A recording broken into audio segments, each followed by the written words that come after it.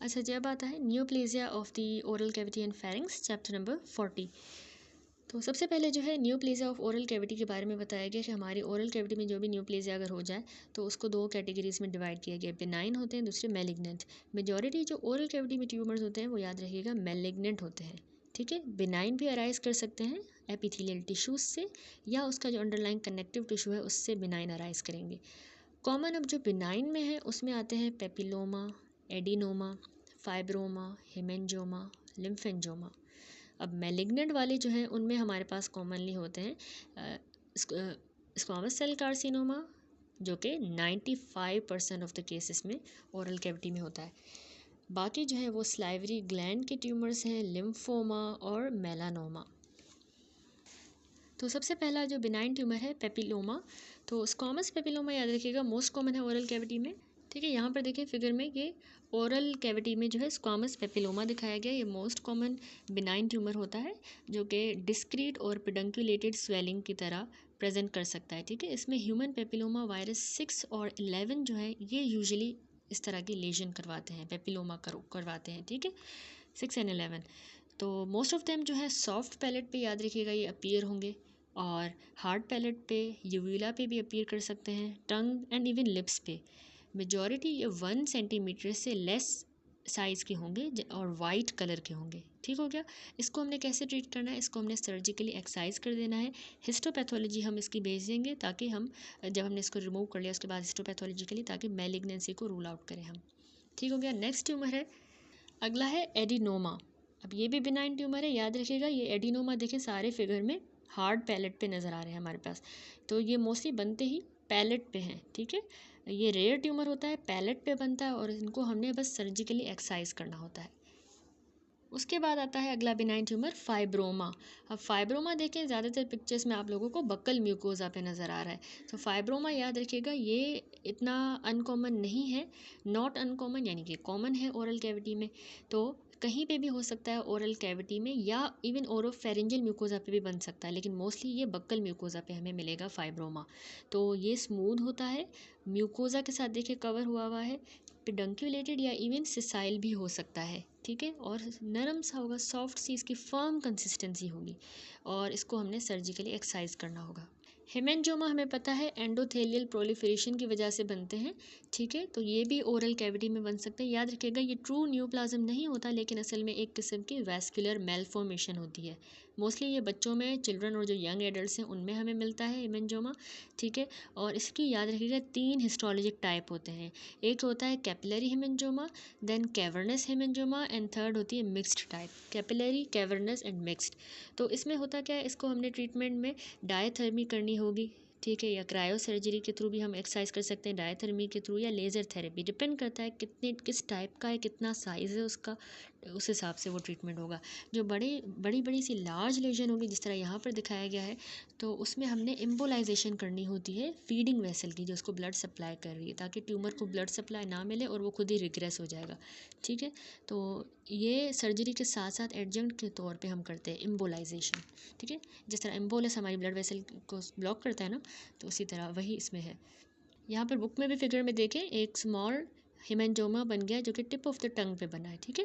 तो एक्सरसाइज कर सकते हैं हम डायथर्मी के थ्रू, लेज़र के थ्रू, या इवन हम उसमें क्रायो सर्जरी कर सकते हैं। तो इसके अलावा हम एम्बोलाइजेशन के थ्रू भी इसको ट्रीट कर सकते हैं। उसके बाद अगला मोस्ट इंपॉर्टेंट बिनाइन ट्यूमर आता है लिम्फेंजियोमा। लिम्फेंजोमा याद रखिएगा यूजुअली जो एंटीरियर 2/3 ऑफ द टंग है उसको इन्वॉल्व करता है, ठीक है। ये छोटी सी स्मॉल सी लेजन्स होती हैं देखें, और ये सर्जिकली हम एक्सरसाइज भी कर सकते हैं कम्प्लीटली, लेकिन ये इनकी जो अगर डिफ्यूज़ इन्वॉल्वमेंट हो गई पूरी हमारी टंग की, तो इसमें सर्जिकल एक्सीजन फिर मुश्किल हो जाएगा। उसके बाद आ जाता है हमारा मैलिग्नेंट ट्यूमर जो कि स्क्वामस सेल कार्सिनोमा। देखिए इस ओरल स्क्वामस सेल कार्सिनोमा का जो इंसिडेंस है ये वेरी करता है पूरी दुनिया में, ठीक है। यूके में ये 2% ऑफ ऑल कैंसर होते हैं, और इसका इंसिडेंस हमारे रीजन में बहुत ज़्यादा हाई है, ठीक है। इसमें जो कॉज है हमने बार बार रिपीट करें, एटियोलॉजिकल फैक्टर, स्पेशली हमारे रीजन में वो पान खाना, कंजप्शन करना, छालियाँ, बीटल नट, टोबैको, ठीक है, डिफरेंट कॉम्बिनेशंस में यूज़ किया जाता है। तो बाकी जो इसमें फैक्टर्स है वो स्मोकिंग की वजह से भी होता है, अल्कोहल के यूज़ से। और इसका डाइटरी डेफिशिएंसी का रोल इसमें एग्जैक्टली अभी तक नहीं पता, लेकिन विटामिन बी कॉम्प्लेक्स की डेफिशिएंसी से हो सकता है। ठीक है, तो इसमें मेल प्रीपोंडेंस ज़्यादा होती है, और ये कौन सी एज में ज़्यादातर हो सकता है? 50 to 60 ईयर्स ऑफ एज में। तो इसमें आपने याद रखना, हम TNM क्लासिफिकेशन करते हैं, जो कि American joint committee on cancer के अकॉर्डिंग है, AJCC। उसमें टी जो होता है वो असल में स्टेज होता है कैंसर का। ठीक है, according to the size of tumour. ठीक है, यहाँ पर फिगर में देखें, साइज़ ऑफ द ट्यूमर के हिसाब से टी जो है इसमें स्टेजिंग करते हैं हम। अगर TX है 0, इसके अलावा TIS यानी इन Situ, T1, T2 and T3 and T4। ठीक हो गया। तो TX याद रखिएगा, यानी कि unable to assess the primary tumour, यानी हम असेस नहीं कर पा रहे प्राइमरी ट्यूमर को, स्क्वामस सेल कार्सिनोमा को अभी हम असेस नहीं कर पा रहे, हमें नहीं पता कहाँ पे है, तो वो TX होगा। लेकिन उसको हम TX कहेंगे कि इसका ये स्टेज है। लेकिन T0 क्या होगा कि अभी तक हमें एविडेंस नहीं मिल रहा प्राइमरी ट्यूमर का। ठीक है, TIS मतलब in situ, carcinoma in situ वाला स्टेज है। T1 तब होगा जब वो 2 सेंटीमीटर से कम साइज़ का है, less than 2 centimetre in the greatest dimension, तो वो T1 है। लेकिन more than 2 centimetre greatest dimension, लेकिन फिर भी 4 से कम है, 2 से बड़ा 4 से कम, तो वो T2 है। और T3 क्या होगा? अगर 4 सेंटीमीटर से भी बड़ा ट्यूमर है तो वो T3। एंड T4 तब हम कहेंगे जब प्राइमरी ट्यूमर हमारी कॉर्टिकल बोन को इन्वेड कर ले, इन्फीरियर हमारे जो एल्वियोलर नर्व है उसको, फ्लोर ऑफ द माउथ में चला गया है, स्किन को उसने इन्वॉल्व कर दिया है, फेस की, जिसमें नोज़ या चिन की स्किन को, तो ये कहलाएगा T4। ठीक है, तो उसमें लिप लिखा है कि लिप को भी इन्वॉल्व कर सकता है। ठीक है, एंड देन आता है यानी T4 में फर्दर जो है 3 है, T4 लिप, दूसरा होता है T4 ओरल, और जो T4A कहलाता है, और T4B ये भी ओरल है। ए में क्या होगा? उसने एडजेसेंट वाले स्ट्रक्चर्स को इन्वॉल्व किया है ट्यूमर ने, कॉर्टिकल बोन, डीप टंग के मस्कुलेचर में चला गया है, और मैक्सिलरी साइनस में चला गया है, या स्किन ऑफ द फेस में। और T4B होगा जब ट्यूमर हमारे मैस्टिकेटर स्पेस में चला गया हो, टेरिगोइड प्लेट्स में, बेस ऑफ द स्कल में, या उसने हमारी इंटरनल कैरोटिड आर्टरी को ही उसने इनकेस कर दिया है, तो ये होगा T4B। ठीक हो गया। तो इसके अलावा इसके बाद आता है regional lymph node. TNM classification है, N से होता है रीजनल लिम्फ नोड। तो इसकी जो डिटेल है वो हमने chapter 49 neoplasm of the larynx में ही डिस्कस की है, वहाँ पर आप देख लें। और इवन डिस्टेंट मेटास्टेसिस M भी हमने वहीं पे डिस्कस किया है। अब आता है ग्रेडिंग के बाद स्टेजिंग। स्टेजिंग में होता है हमारे पास स्टेज 0। ठीक है, इसका स्क्वामस सेल कार्सिनोमा का जो है वो स्टेज 0 है, 1 2 3 4A 4B 4C। तो 0 में हमारे पास क्या होगा? याद रखिएगा, स्टेज 0 जो होता है उसमें ट्यूमर जो है अभी तक इन सीटू स्टेज पे है, और उसमें जो है हमारा लिम्फ नोड्स कोई भी अभी तक हमें पॉजिटिव नोड नहीं मिला, 0। और मेटास्टेसिस भी अभी तक नो नोन मेटास्टेसिस है, 0। ठीक हो गया। स्टेज 1 पे अब क्या होगा? स्टेज 1 पे आपने याद रखना है कि हमारा जो ट्यूमर है वो अभी T1 है, यानी T1 हमने कहा था अभी लेस देन 2 सेंटीमीटर का है ये। ठीक है, स्टेज 1 में, जबकि नोड में मेटास्टेसिस भी नहीं हुई, मेटास्टेसिस भी नहीं, नोड भी इन्वॉल्व नहीं हुए। लेकिन सेकेंड स्टेज में क्या होता है, अभी भी नोड मेटास्टेसिस नहीं हुई, और नोड इन्वॉल्वमेंट भी नहीं हुई, मेटास्टेसिस भी नहीं हुई, लेकिन T2 हम कह रहे थे कि 2 सेंटीमीटर से बड़ा है, लेकिन 4 सेंटीमीटर से छोटा है ट्यूमर। ठीक है, थर्ड स्टेज पे अब क्या होगा? कोई भी नोड नहीं इन्वॉल्व, कोई भी मेटास्टेसिस नहीं हुई, लेकिन ट्यूमर थर्ड जो है उसका साइज़ हो गया T3 हो गया, यानी 4 सेंटीमीटर से अब बड़ा हो गया है। लेकिन इसमें ये वेरिएंट भी हमें मिल सकता है। दूसरा वेरिएंट जो थर्ड स्टेज पे है वो है कि ट्यूमर 1 से लेकर 3 तक कोई भी हो सकता है, लेस देन 2, मोर देन 2 या मोर देन 4 हो सकता है, लेकिन नोड इसमें एक इन्वॉल्व हो भी सकता है। ठीक है, लेकिन मेटास्टेसिस अभी तक थर्ड स्टेज पे नहीं होती। ठीक हो गया। उसके बाद है स्टेज 4A। 4A में क्या होगा? ये हमने कहा था ओरल होता है। ठीक है, ओरल होगा, यानी उसमें कॉर्टिकल बोन, डीप टंग, मस्कुलेचर, मैक्सिलरी साइनस, इनको जो है इन्वॉल्व किया था, ठीक हो गया, स्किन को भी। और नोड 1 हो इन्वॉल्व हो सकता है अभी जब मेटास्टेसिस नहीं हुई, या फिर नोड 2 भी इन्वॉल्व हो सकते हैं, बाकी सेम ही है। 4B में क्या होगा, 4B में अब दूसरे स्ट्रक्चर्स, ये भी ओरल ही था लेकिन इसमें जो है उसने ट्यूमर ने जो है इन्वॉल्व कर दिया था हमारे मैस्टिकेटर स्पेस को, टेरिगोइड प्लेट्स, स्कल की बेस, या इवन इंटरनल कैरोटिड पे भी इनकेस कर गया है, तो उसको 4B कहेंगे, ठीक है। या नोड 2 इन्वॉल्व है या फिर इवन 3 भी हो सकते हैं, ठीक हो गया। तो इसमें मेटास्टेसिस अभी तक कोई भी नहीं। लास्ट जो 4C स्टेज होता है उसमें याद रखिएगा मेटास्टेसिस होगी M1। M1 का क्या मतलब होता है, डिस्टेंट मेटास्टेसिस हो गई है, और नोड्स 1 से 3 नोड्स जो हैं वो इन्वॉल्व हो सकते हैं, 1 2 3। अच्छा, नोड्स की जो इन्वॉल्वमेंट है वो मैं थोड़ा आपको एक्सप्लेन कर देती हूँ कि 0 1 2 तक तो कोई नोड इन्वॉल्व नहीं हो रहा था, लेकिन थर्ड में नहीं भी हो सकता, हो भी रहा था। अगर होगा तो N1 का क्या मतलब होता है, यानी इप्सिलेटरल साइड का लिम्फ नोड इन्वॉल्व हुआ है, लेकिन वो 3 सेंटीमीटर से कम है इन द ग्रेटेस्ट डायमेंशन, ठीक है। उसके बाद वाले 4A में भी एक ही हो सकता है, यही 3 सेंटीमीटर से कम, या 2 भी हो सकता है। 2N का मतलब होता है कि इसमें भी फर्दर 2A 2B C था, लेकिन इसका मतलब होता है कि इप्सिलेटरल का ही लिम्फ नोड हुआ है, लेकिन वो 3 सेंटीमीटर से बड़ा साइज़ का है, लेकिन 6 से कम होगा, ठीक है। एंड देन लास्ट है कि इसमें हमारे पास 4B, उसमें अब 3 आ गया। N3 का क्या मतलब होता है कि लिम्फ नोड तो इन्वॉल्व हुआ है, लेकिन ये 6 सेंटीमीटर से भी अब बड़ा है, ठीक हो गया। तो ये इसमें थोड़ा सा है रीजनल लिम्फ नोड्स के बारे में। ये स्टेजिंग जो है बहुत ही बुरी होती है, मुझे तो कभी याद नहीं होती, इसको मैं समझने की बहुत कोशिश करती हूँ, लेकिन एग्ज़ाम में 1 2 बार आ भी चुकी है। तो अगर आप लोगों को याद हो तो आप लोग याद कर लें, या अगर आप लोग ENT स्पेशलिस्ट बनना चाहते हैं तो इसको अच्छी तरह से याद कर लें, वरना इसको मेरी तरह छोड़ दें, ठीक है। That's it. उसके बाद आते हैं हमारे पास क्लिनिकल फीचर्स। अब ओरल कैंसर में कौन से क्लिनिकल फीचर्स होंगे, ओरल कैंसर हो गया तो उसका जो सिम्टम्स होंगे, फीचर्स होंगे, वो साइट ऑफ ओरिजिन पे डिपेंड करते हैं जहाँ पे हुआ है कैंसर, और स्टेज ऑफ ट्यूमर पे, कौन सा स्टेज उसका चल रहा है, जो ये इतनी स्टेजिंग पड़ी उस हिसाब से होंगे, और अकॉर्डिंगली वेरी करेंगे। याद रखिएगा जो लेशंस होती हैं वो एक्जोफाइटिक भी होती हैं, ठीक है, और या फिर वो इवन इनफिल्ट्रेटिंग भी होती हैं, इवन वो अल्सरेटिव भी होती हैं, ठीक हो गया। तो कॉमन जो साइट ऑफ अक्रेंस होती है, हमने देखा बार बार के ज़्यादातर ट्यूमर्स हैं वो बक्कल म्यूकोजा पे हो रहे थे, ठीक है, टंग पे होते हैं, हार्ड पैलेट, लिप्स, अपर एल्वियोलस जिसमें हमारे टीथ पड़े हुए हैं, लोअर एल्वियोलस जिसमें लोअर टीथ पड़े हुए हैं, फ्लोर ऑफ द माउथ पे भी हो सकते हैं, ठीक है। तो यहाँ पर जो फिगर बने हुए 40.3 4 एंड 5, यहाँ पर 40.3 में देखें स्क्वामस सेल कार्सिनोमा दिखाया गया है जो कि चीक पर हो गया है, और उसने गम्स को भी इन्वॉल्व किया है, इवन लोअर एल्वियोलस को भी। यहाँ पर फिगर में एक एक्सटेंसिव किस्म का स्क्वामस सेल कार्सिनोमा दिखाया गया है, जिसने बक्कल म्यूकोजा में बहुत ज़्यादा इतना एक्सटेंसिव है जो कि वो बाहर की तरफ एक्सटेंड कर गया है और आउटर स्किन को उसने इन्वॉल्व कर दिया है। देन यहाँ पर आता है हमारे पास एक ऑर्थोफेंटोमोग्राम।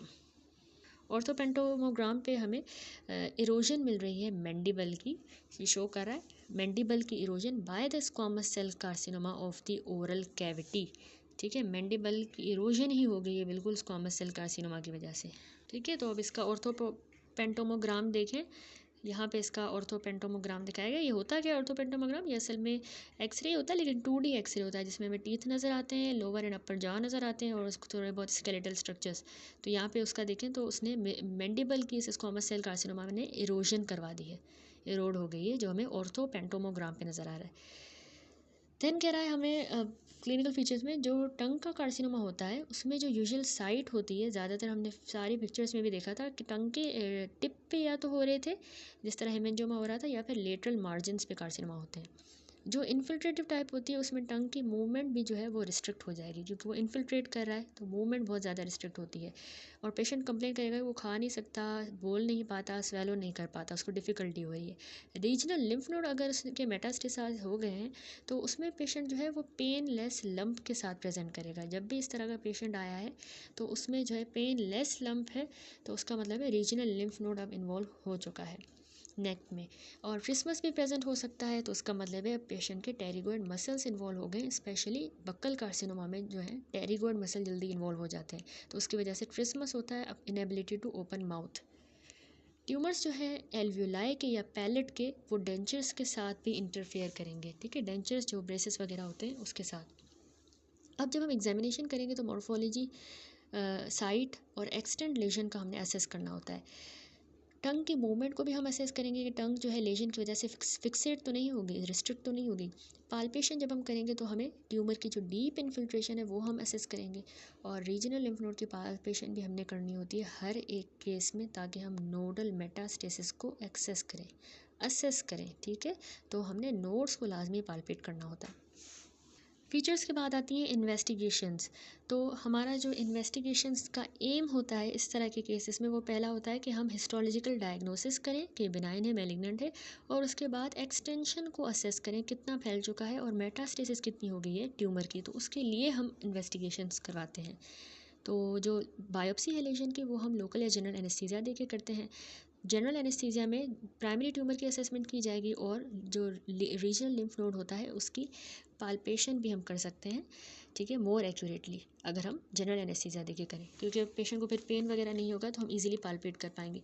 रेडियोलॉजिकल इमेजिंग जैसे plain X ray, orthopantomogram, CT scan, MRI, ये हम करते हैं ताकि हम ट्यूमर को स्टेज कर सकें कि कौन से स्टेज पर है, उसके लिए ये हम इन्वेस्टिगेशंस करवाएंगे। और ये ऑर्थोपेंटोमोग्राम जिस तरह मैंने आपको दिखाया है, ये एक special form of plain x-ray होता है जो कि डिजीज़ को एवेल्यूएट करने के लिए हम करते हैं, ताकि मैंडिबल और मैक्सिला में तो नहीं चलेगी। तो सीटी स्कैन भी इसमें हेल्पफुल होता है ताकि हम डीपर एक्सटेंट का पता लगाएं, ट्यूमर कितना डीप चला गया है, या उसने टेरिगोइड को तो इन्वॉल्व नहीं किया, या उसने इरोजन तो नहीं कर ली बोन की, तो उसके लिए हम सीटी स्कैन भी करते हैं, और नोडल मेटास्टेसिस को भी देखने के लिए।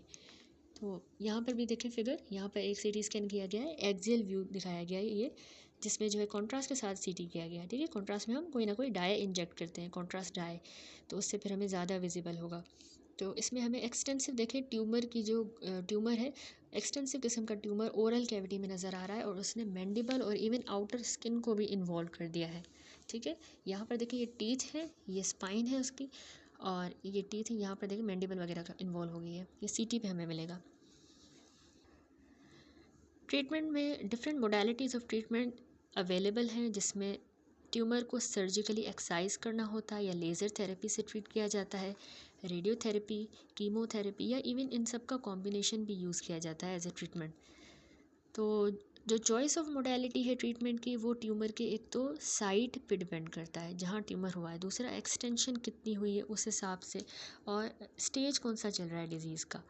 हिस्टोपैथोलॉजी पे बिनाइन है, मैलिग्नेंट है, उस हिसाब से डिफरेंट ट्रीटमेंट होगा, और जनरल कंडीशन क्या है पेशेंट की, इवन फैसिलिटीज़ अवेलेबल कौन सी हैं उस पर। सर्जरी जो है यूजुअली इसमें ट्रीटमेंट ऑफ चॉइस होता है मोस्ट केसेस में, अगर जो ट्यूमर वो रीसेक्टेबल है, और रिकॉन्स्ट्रक्शन जो है रीसेक्टेबल पार्ट की पॉसिबल होती है। ठीक है, रीसेक्ट करके फिर जो पार्ट रह गया उसको रिकॉन्स्ट्रक्ट कर देंगे। छोटी और जो सुपरफिशियल जिसे लेजन होती है उसको तो हम आसानी से लेज़र थेरेपी से ही ट्रीट कर लेते हैं।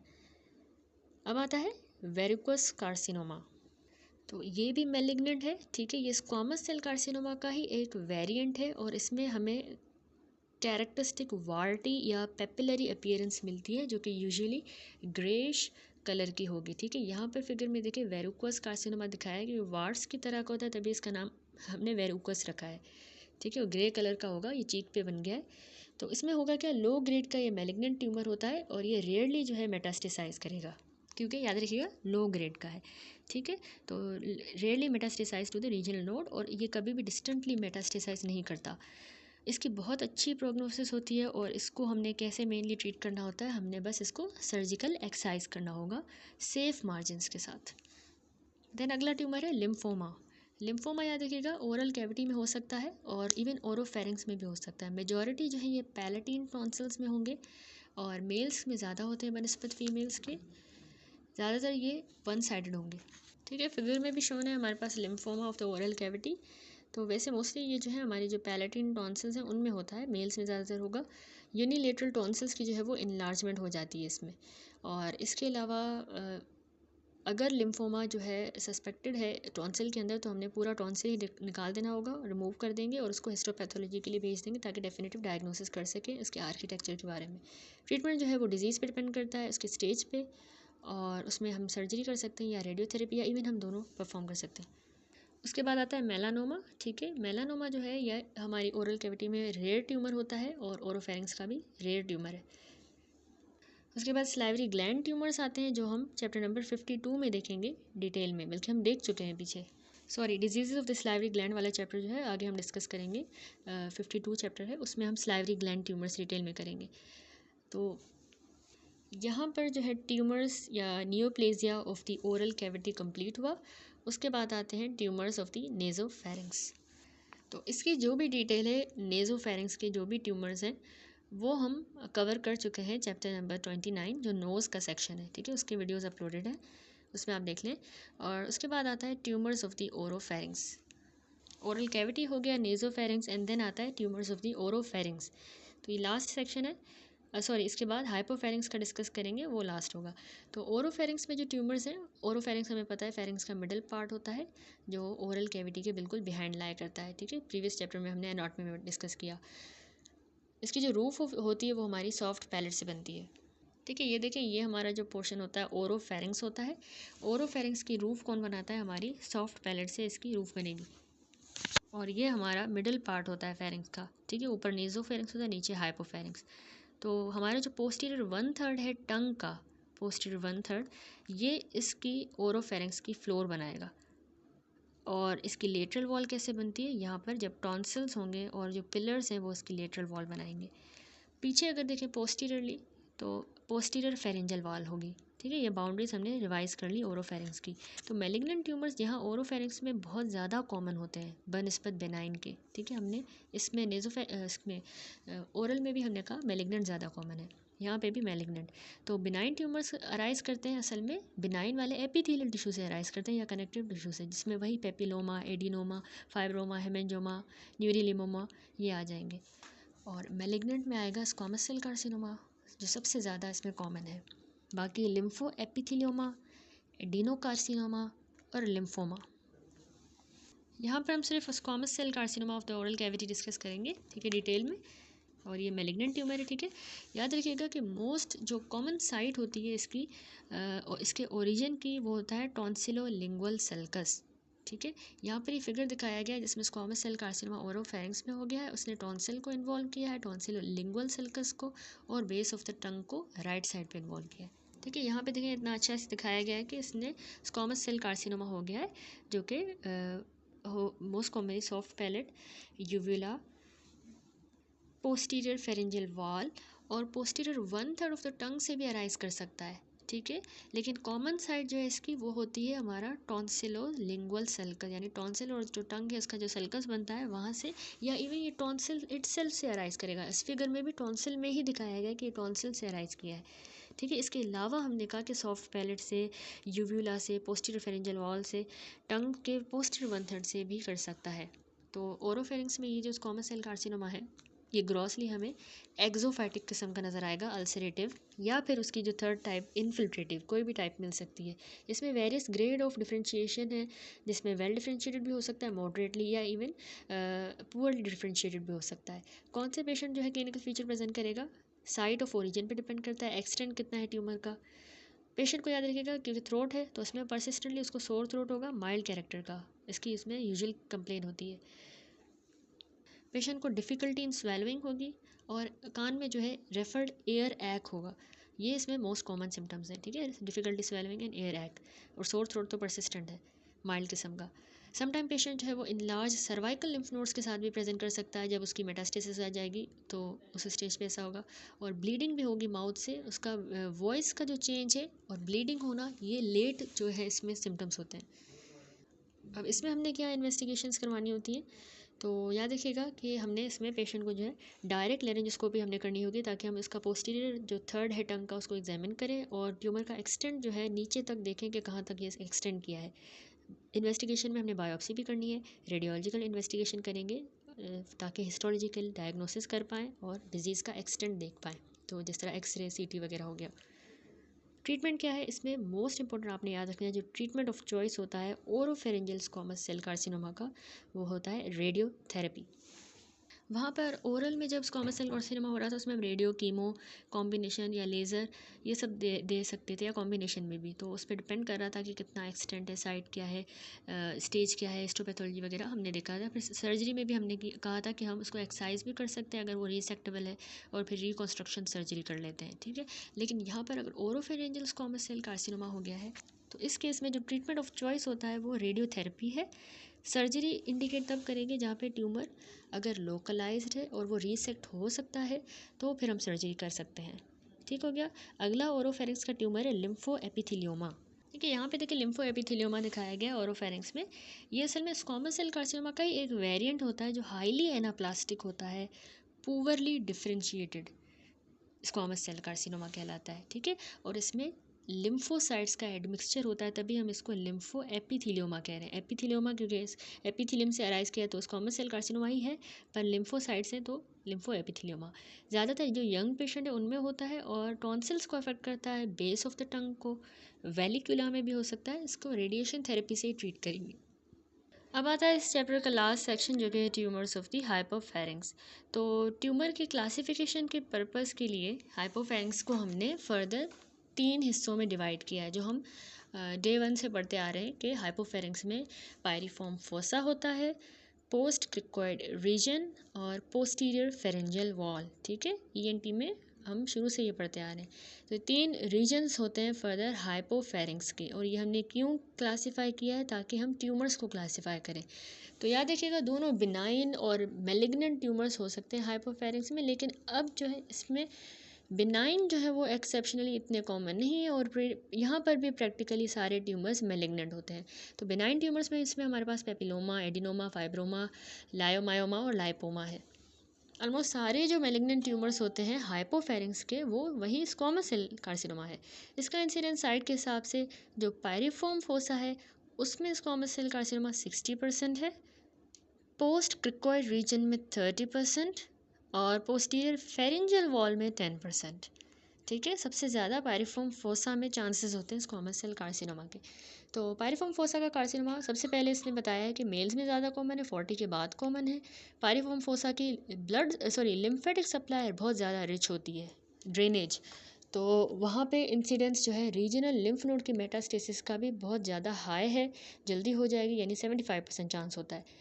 अब क्योंकि ये जो पायरिफॉर्म का जो एरिया होता है बहुत ज़्यादा लार्ज एरिया होता है पायरिफॉर्म फोसा का, तो मोस्ट ऑफ द ट्यूमर यहाँ पे एसिम्टोमेटिक ही रहते हैं बहुत ज़्यादा टाइम तक, लॉन्ग पीरियड तक। और सर्वाइकल लिम्फ नोड में मेटास्टेसिस पहला प्रेजेंटिंग कंप्लेन होता है कि सर्वाइकल लिम्फ नोड इनलार्ज होंगे, टेंडर होंगे, वहाँ पे मेटास्टेसिस हो चुकी होगी, यही इसमें पहला सिम्टम होता है।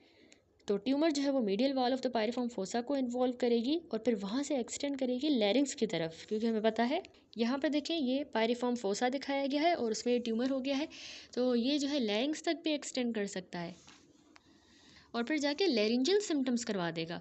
ठीक है, इसके अलावा ये ऊपर जाएगा, एक्सटेंड अगर ऊपर करेगा तो हमारी बेस ऑफ द टंग को इन्वॉल्व कर सकता है, वेलिक्यूला को इन्वॉल्व भी कर सकता है, और अगर नीचे डाउनवर्ड जाएगा तो ये पोस्ट क्रिकोइड रीजन को और जो सर्वाइकल ईसोफेगस है उसको इन्वॉल्व करेगा।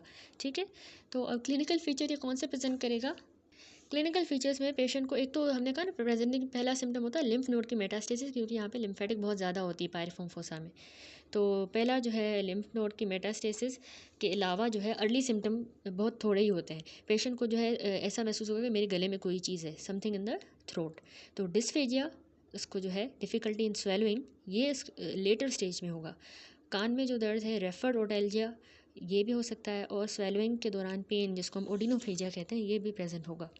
तो अगर उसका लैरिंग्स इन्वॉल्व हो गया तो जाहिर सी बात है उसकी वॉइस भी जो है अफेक्ट होगी, चेंज हो जाएगी, और चेंज ऑफ वॉइस, और उसके अलावा रेस्पिरेटरी ऑब्स्ट्रक्शन भी हो सकती है। कैसे इन्वेस्टिगेशन करवाएंगी, क्या करवाएंगे कि डायग्नोस हो, तो एक्सटेंट ऑफ ग्रोथ जो है उसको हम एक तो लेरिंजोस्कोपी के थ्रू असेस करेंगे। ठीक है, लेरिंजोस्कोपी कितना फैला है ये squamous cell carcinoma of the piriform fossa. Biopsy भी हम ले लेंगे उसी वक्त। इसके अलावा हम एक्सरे बैरियम स्वेलो करवाते हैं, वो बहुत हेल्पफुल होता है इसका एक्सटेंट जो है ग्रोथ का देखने के लिए। ठीक है, एक्सरे बैरियम स्वेलो। इसके अलावा बाकी इन्वेस्टिगेशन में सीटी, MRI, fine needle aspiration, cytology और सर्वाइकल लंप वगैरह, ठीक है, ये सब हम करवाते हैं। तो अब यहाँ पर देखें ट्रीटमेंट के बाद आता है हमारे पास अगला रीजन जो कि था पोस्ट क्रिकोइड रीजन का कार्सिनोमा। याद रखिएगा पोस्ट क्रिकोइड में सिर्फ 30% चांसेस होते हैं, ज़्यादा 60% पायरिफॉर्म। तो पोस्ट क्रिकोइड रीजन में 30% चांस है कि स्क्वामस सेल कार्सिनोमा हो जाए। तो ये वाली वैरायटी अब फीमेल्स में ज़्यादा कॉमन है बनस्बत मैन के, और हमें पता है कि वहाँ पर प्लमर विंसन सिंड्रोम हमने प्रीवियस वीडियो में डिस्कस किया, ये भी पोस्ट क्रिकोइड रीजन में ही ईसोफेजियल वेब्स बनते हैं। तो क्योंकि फीमेल्स में ज़्यादा टेंडेंसी होती है इस सिंड्रोम की, तो यही प्रीकर्सर बनता है of the squamous cell carcinoma, यानी ये फीमेल्स को हुआ उसके बाद उनके पोस्ट क्रिकोइड रीजन में ये कन्वर्ट हो जाएगा स्क्वामस सेल कार्सिनोमा के अंदर। ठीक है, तो पोस्ट क्रिकोइड रीजन इसके अलावा इन्वॉल्व हो सकता है by the extension of the tumour from the piriform, यानी पायरिफॉर्म में पहले हुआ फोसा में, और वो यहाँ पर पोस्ट क्रिकोइड में एक्सटेंशन भी करके भी आ सकता है, अबव और नीचे सर्वाइकल ईसोफेगस बिलो वहाँ तक भी एक्सटेंड कर सकता है। इसमें अब कौन से क्लिनिकल फीचर होंगे? फीमेल प्रेजेंट करेगी इसको dysphagia, most predominant presenting symptom dysphagia, dysphagia की कंप्लेन, और वो प्रोग्रेसिव का हो गया, यानी पहले सॉलिड फूड से डिस्फेजिया फिर लिक्विड से भी हो रहा है। अब डिस्फेजिया की वजह से उसको मेल न्यूट्रिशन होगी, न्यूट्रिशन नहीं मिल रही, जो खा रही है जो उसको मतलब डिफ़िकल्टी हुई स्वेलिंग में तो खा नहीं पा रही, तो nutrition deficiency, severe weight loss भी होगा। और इसके अलावा लैरिंग्स भी इन्वॉल्व हो सकता है, क्योंकि यही ट्यूमर पोस्ट क्रिकोइड रीजन से एक्सटेंड कर सकता है लैरिंग्स में, और पेशेंट की वॉइस अफेक्ट हो सकती है, स्ट्राइडर होगा और रेस्पिरेटरी ऑब्स्ट्रक्शन। अब इन्वेस्टिगेशंस कौन सी करवाएंगे हम? वो रिलेटेड होती हैं to the extent of disease, कितनी स्प्रेड की है, टिश्यू डायग्नोसिस पे भी डिपेंड करता है, जिस तरह हमने पायरिफॉर्म फोसा के कार्सिनोमा में बताया। ठीक है, तो स्पेशल इन्वेस्टिगेशन जो हम करवाएंगे वो आयरन डेफिशिएंसी एनीमिया, क्योंकि इसकी प्लमर विंसन सिंड्रोम के साथ एसोसिएशन है, और कंप्लीट ब्लड पिक्चर सीबीसी करवाएंगे, आरबीसी की मॉर्फोलॉजी देखेंगे ताकि आयरन डेफिशिएंसी एनीमिया को रूल आउट करें, total serum iron, iron binding capacity, serum folate level, ये सब हम करवाएंगे, और ये हम पीछे प्रीवियस वीडियो में 36 चैप्टर में भी डिस्कस करके आए हैं। ठीक है, प्लमर विंसन सिंड्रोम वाली ही इन्वेस्टिगेशन है। ट्रीटमेंट में पोस्ट क्रिकोइड का कार्सिनोमा को हम टोटल लेरिंजोफेरिंजेक्टोमी करते हैं with reconstruction of the pharynx, यानी लेरिंग्स और फेरिंग्स दोनों हमने निकाल दिए और फिर फेरिंग्स की रिकंस्ट्रक्शन कर देंगे। ओवरऑल इसकी प्रोग्नोसिस पुअर होती है, और कुछ सेंटर्स में रेडियोथेरेपी इसका जो है ट्रीटमेंट एडवाइस किया जाता है कि इसको, इस वाली वेराइटी को, पोस्ट क्रिकोइड वाले कार्सिनोमा को हम रेडियोथेरेपी से ट्रीट करें, ताकि इससे फेरिंजल और लेरिंजल फंक्शंस बरकरार रहें, वो निकालने ना पड़े हमें। लास्ट था हमारे पास थर्ड कैटेगरी जो 10% था, पोस्टीरियर फेरिंजल वाल में कार्सिनोमा। अब ये जो वैरायटी है याद रखिएगा, ये भी मेल्स में ज़्यादातर देखिएगा, ये 50 से ज़्यादा वाले मेल, जिस तरह हमने पहले बताया, ये इतनी कॉमन नहीं है, 10% ऑफ ऑल हाइपोफेरेंजियल ट्यूमर है। इसकी जो ग्रोथ होती है वो एक्सोफाइटिक भी हो सकती है, अल्सरेटिव भी हो सकती है। ठीक है, इसमें लिम्फ नोड की मेटास्टेसिस दोनों साइड पे बायलेटरली होगी, और इसमें भी डिस्फेजिया ही प्रीडोमिनेंट प्रेजेंटिंग कंप्लेन होती है। पेशेंट जो है स्पिटिंग ऑफ ब्लड के साथ भी प्रेजेंट कर सकता है कि उसके मुंह से खून आएगा। ठीक है, थूक में जो है खून आएगा। ट्रीटमेंट क्या होता है इसमें? छोटा सा स्मॉल सा लोकलाइज्ड जो ट्यूमर है उसको हम एक्साइज कर सकते हैं लेटरल फेरेंजेक्टमी के साथ विथ प्राइमरी क्लोजर, और लेकिन एडवांस अगर केस है तो फिर हमने टोटल लेरेंजियो फेरेंजेक्टमी करनी होगी, पूरा सब कुछ लेरिंग्स फेरिंग्स निकाल देना है रिकंस्ट्रक्शन ऑफ द फेरिंग्स के साथ। रेडियोथेरेपी हम यूज़ कर सकते हैं ताकि हम लेरिंग्स और फेरिंग्स को प्रिजर्व करें, और ये as a primary treatment use होता है। एडवांस स्टेज में radiotherapy is of no use. That's it. अब चैप्टर को समराइज़ करें, की पॉइंट्स देखें। बिनाइन ट्यूमर हमने कहा इतने कॉमन नहीं है, सब में हमने मेजॉरिटी देखा कि मैलिग्नेंट ट्यूमर होते हैं ओरल कैविटी में। ओरल कैंसर का इंसिडेंस हमारे एरिया में ज़्यादा है, क्योंकि कॉमन यूज़ और ज़्यादा यूज़ पान, गुटखा, बीटल नट, टोबैको स्मोकिंग का हो रहा है, आइदर अलोन या ये कॉम्बिनेशन में लिए जा रहे हैं। 95% हमने कहा मैलिग्नेंट ट्यूमर ओरल कैविटी में होते हैं, वो होते हैं स्क्वामस सेल कार्सिनोमा। फिर हमने कहा कोई भी अगर प्रोग्रेसिव है और नॉन हीलिंग किस्म का अल्सर अगर ओरल कैविटी में है तो उसको हमने लाजमी मैलिग्नेंट कंसीडर करना है, जब तक कि उसको हम अदरवाइज़ प्रूव नहीं कर लेते। प्रोग्रेसिव भी है, हील भी नहीं करा, तो मैलिग्नेंसी का सस्पिशन स्ट्रॉन्ग होना चाहिए। तो बायोप्सी हम बहुत ज़रूरी होती है सारे केसेस में जहाँ पे मैलिग्नेंसी की सस्पिशन हो, बायोप्सी करेंगे। सर्जरी करनी होती है, treatment of choice most cases में। अब ओरोफेरिंग्स और हाइपोफेरिंग्स के हमने फिर ट्यूमर में कहा मैलिग्नेंट ही इसमें बहुत कॉमन है। स्क्वामस सेल कार्सिनोमा बहुत कॉमन वैरायटी है मैलिग्नेंट में, और पोस्ट क्रिकोइड रीजन का जो कार्सिनोमा है वो फीमेल में ज़्यादा कॉमन है, और उसकी प्लमर विंसन सिंड्रोम के साथ एसोसिएशन है। That's it. बेसिक यूज देख लेते हैं इस चैप्टर के। तो 52 year old male patient present किया कि उसके ओरल कैविटी में एक मैलिग्नेंट ट्यूमर हो गया है, तो इसमें मोस्ट लाइकली पैथोलॉजी क्या हो सकती है? इसमें भी squamous cell carcinoma most likely. ठीक है, 95% ऑफ द केस में स्क्वामस सेल कार्सिनोमा कॉमन है। 28 year old male patient present किया, स्मॉल वाइटिश और फिंगर की तरह की स्वेलिंग थी जो कि लोअर लिप पे थी। ठीक है, फिंगर की तरह की वाइट और वाइटिश थी। फिंगर लाइक ग्लव्स यूज़ हो गया तो आप इससे समझ लें कि ये पेपिलोमा हो सकता है। ठीक है, क्योंकि वो फिंगर लाइक प्रोजेक्शन ही होती हैं, और ये लोअर लिप पे ज़्यादा कॉमन थी। Then 58 year old male patient आया कि उसके राइट चीक पे ट्यूमर हुआ है। जब हमने एवेल्यूएट किया तो वो T2 stage of the squamous cell carcinoma से डायग्नोज हुआ। तो यहाँ पे बताएं उसका साइज़ क्या होगा ट्यूमर का? तो मैंने आपको बताया था स्टेजिंग जो है थोड़ी बहुत मुश्किल भी है, लेकिन T2 जो है वो हमारे पास था जब ट्यूमर का साइज़ मोर देन 2 हो लेकिन लेस देन 4, ठीक है। और 3 था जब मोर देन 4, और 1 था जब लेस देन 2। इतना ही मुझे बस याद है, ठीक है। उसके बाद आता है what is the most common site for origin of the squamous cell carcinoma of the tongue, ठीक है। मोस्ट कॉमनली हमारा जो स्क्वामस सेल कार्सिनोमा टंग का लेटरल मार्जिन से ओरिजिनेट करता है, ये याद रखिएगा। 62 ईयर ओल्ड मेल पेशेंट आया कि उसको स्क्वामस सेल कार्सिनोमा चीक पे हुआ है, वो भी लेफ्ट साइड पे, और ठीक है। 62 ईयर ओल्ड मेल पेशेंट आया कि उसको स्क्वामस सेल कार्सिनोमा चीक पे हुआ है लेफ्ट साइड पे, और वो लोअर गम्स में भी एक्सटेंड कर गया है। तो यहाँ पर बताएं आपने कौन सी सूटेबल इन्वेस्टिगेशन करवानी है for assessing the mandibular involvement, कि मैंडिबल तो इन्वॉल्व नहीं हुई, तो हम उसमें करते हैं ऑर्थोपेंटोमोग्राम। मैंने कहा ये 2D होता है, जो हमारे लोअर एंड अपर गम्स को, बोन्स को, स्कल्स की मेलिग्नेंसी की वजह से इन्वॉल्वमेंट तो नहीं हुई, उसको हम रूल आउट करने के लिए करवाते हैं। एक्सरे होता है, 2D होता है। 48 ईयर ओल्ड मेल पेशेंट आया कि उसके left side of the cheek पे ग्रोथ बन गई है, और उसको कैरेक्टरिस्टिकली वार्टी अपीयरेंस याद आ गया, वार्टी और पेपिलरी अपीयरेंस है। तो हिस्टोपैथोलॉजी में वो मैलिग्नेंट स्क्वामस सेल उसमें प्रेजेंट थे। तो यहाँ पर ये पॉसिबिलिटी क्या हो सकती है कि ये वेरुकुअस कार्सिनोमा है, ठीक है, तभी इसको वार्टी कहते हैं। वार्टी मीन्स वेरुकुअस, और ये हमने पढ़ा था ग्रे कलर का होता है usually. Then 56 year old male patient आया कि उसको इरेगुलर फंगेटिंग किस्म की ग्रोथ हो गई है, वो भी राइट टॉन्सिल के ऊपर, और फंगेटिंग है, ठीक है, इरेगुलर है। तो यहाँ पे इसमें हिस्टोपैथोलॉजी पे मैलिग्नेंट था। अब बताएं ये कौन सा मोस्ट लाइकली हो सकता है, तो ये स्क्वामस सेल कार्सिनोमा ही है, जो टॉन्सिल्स में भी हो सकता है, ठीक है। देन आता है हमारे पास what is the most common site of the origin of squamous cell carcinoma oropharynx में। मोस्ट कॉमन साइट हमने पढ़ा टॉन्सिलो लिंगुअल सल्कस पे। क्यों? क्योंकि इसके अलावा जो टॉन्सिल था उस पे भी हमने कहा था मोस्ट कॉमनली ओरोफेरिंक्स में होगा, या टॉन्सिलो लिंगुअल सल्कस या tonsil itself. 57 year old male patient आया जिसको स्क्वामस सेल कार्सिनोमा पायरिफॉर्म फोसा में बन गया है, रीजनल लिम्फ नोड में मेटास्टेसिस भी हो गई। तो यहाँ पर मेटास्टेसिस का इसका इंसिडेंस कितना होता है, हमने कहा पायरिफॉर्म फोसा को लिम्फेटिक ड्रेनेज बहुत ज़्यादा होती है, रिच होती है, तो इसलिए इसमें 75% चांसेस होते हैं कि रीजनल लिम्फ नोड मेटास्टेसिस हो। 60 साल मेल पेशेंट आया कि इसको स्क्वामस सेल कार्सिनोमा हुआ है पायरिफॉर्म फोसा में। अब बताएं कि what is the incidence of origin from this site among all the cases of hypopharyngeal carcinoma. 3 थे ना हाइपोफेरेंजियल, उनमें सबसे ज़्यादा पायरिफॉर्म फोसा का इंसिडेंस कितना है, हमने पढ़ा था 60%। 10% था हमारे पास post pharyngeal wall, post cricoid का था हमारे पास 30%, और इसके अलावा पोस्टीरियर फेरेंजियल वॉल का था 10%। That's it. अल्हम्दुलिल्लाह ये चैप्टर हमारा कंप्लीट हो गया। इंशाल्लाह हम नेक्स्ट जो है वीडियोज़ में अगला सेक्शन स्टार्ट करेंगे, ठीक है।